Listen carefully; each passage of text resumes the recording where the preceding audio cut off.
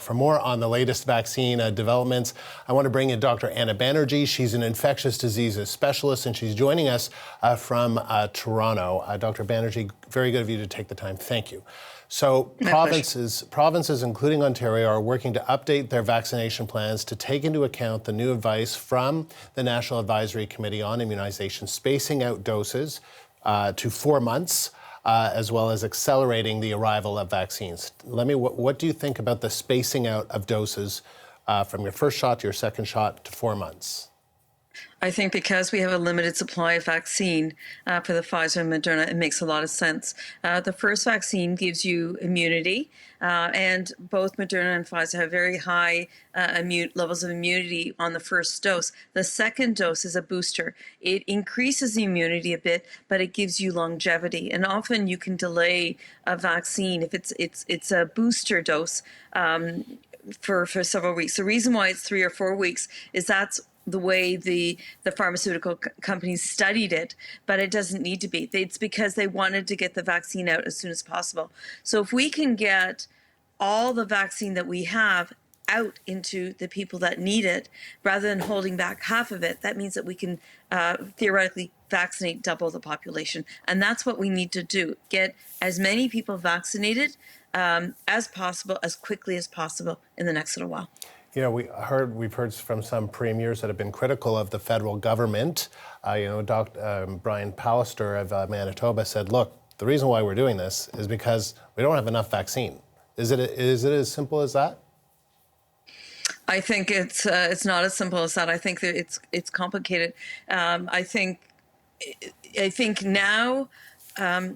So they will have enough vaccine in the next little while. We have a whole bunch of AstraZeneca that arrived. We've got millions of doses of Pfizer coming. So right now, I think, us giving 1 dose now to as many people as possible, I don't think we're going to have to wait for 4 months. I think it's going to be, as soon as there's enough vaccine of Pfizer, then people will get their second dose. And we've got Johnson & Johnson's being reviewed right now. We might have Norvax being reviewed. So I think we're going to have a lot of vaccines coming, but there have been some pretty significant delays. Like, for example, in Ontario, if we knew that these vaccines were coming, why are we waiting to March 15th to get this, the seniors having a line or online or phone registration? Like, we should have done that way before, so that now that the vaccines are here, we're giving them as soon as they arrive to as many people as possible. What do you know why? Do you understand why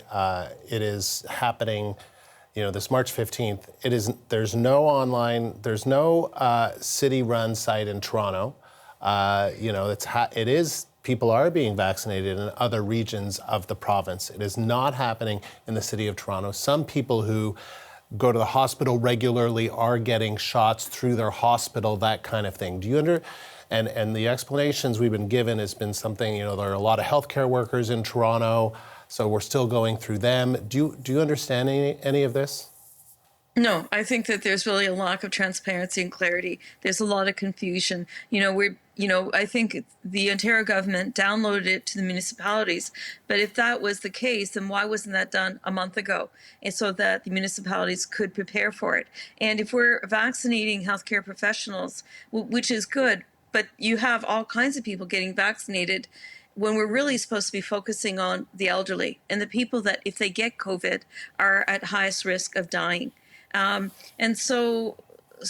There's really, for a lot of people, a lack of clarity, a lack of transparency, and we think that a lot of this should have been prepared while we were waiting for the vaccines to come. So I don't know. I'm not in the know. I don't know why they have the strategy they have, but I think a lot of healthcare providers and families and people in Ontario are very frustrated, saying we shouldn't have any vaccine waiting. And right now, since AstraZeneca has arrived, it should be go, hit the ground running.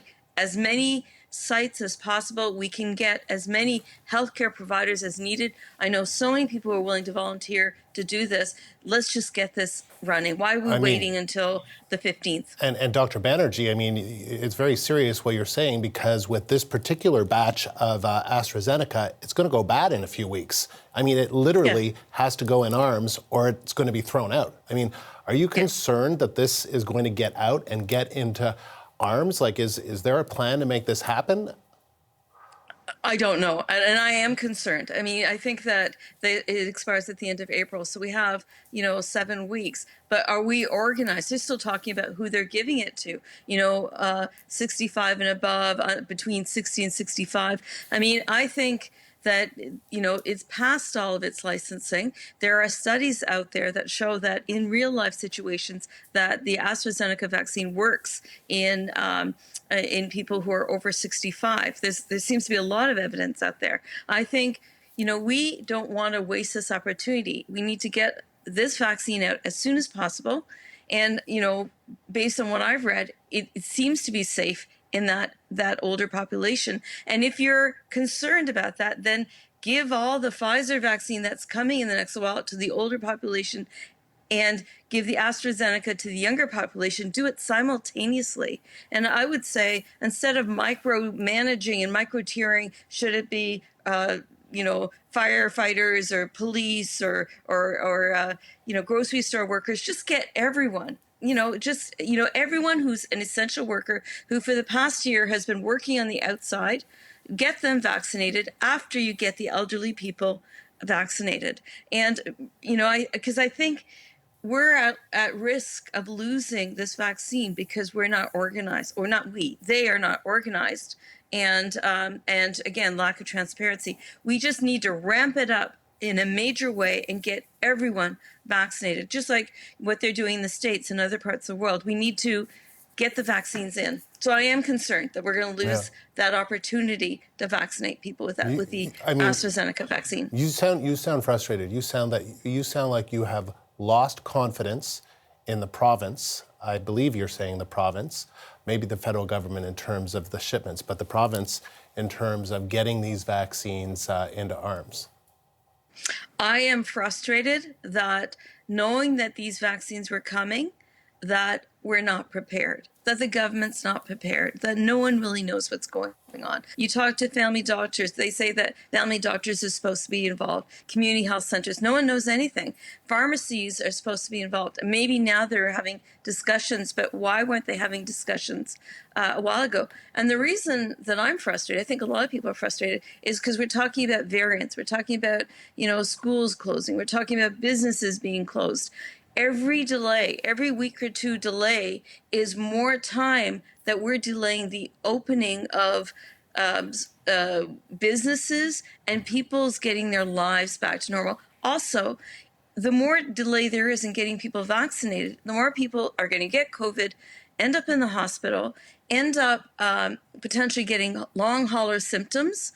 So it's really, again, a race against time. And I just don't see the urgency, because if there was that urgency, we would have been prepared already. Dr. Banerji. So I think that a lot of people in Ontario are frustrated, including myself. Dr. Banerji, always appreciate your time. Thank you. Thank you. That is Dr. Anna Banerji, an infectious diseases specialist, joining us from Toronto.